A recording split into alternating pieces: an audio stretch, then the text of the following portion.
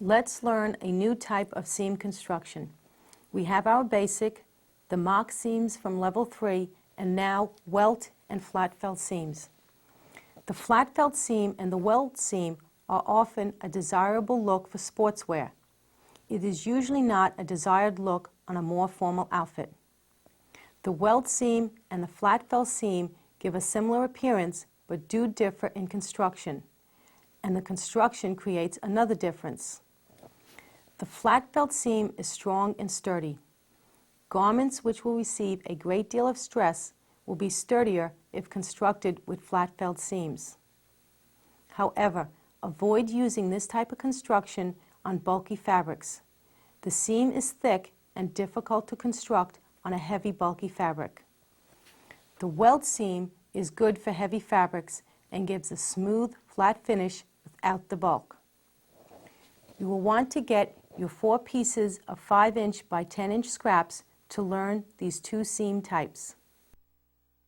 First, the welt seam. Stitch a 5/8-inch seam with right sides together. Press the seam open, then press the seam allowance towards one side. Trim the underneath seam allowance to 1/4 of an inch.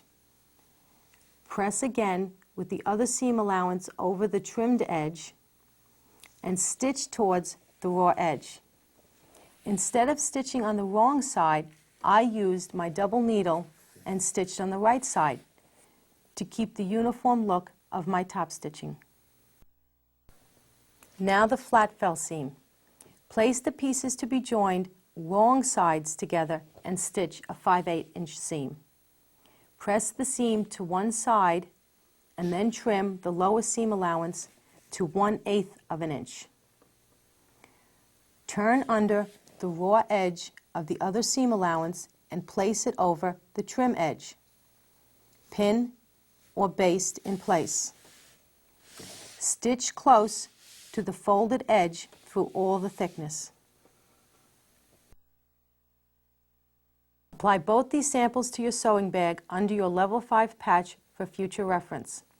You may want to use a permanent marker and make a note which is the welt seam and which is the flat felt seam. Now, decide according to the fabric you have which type of seam you wish to use.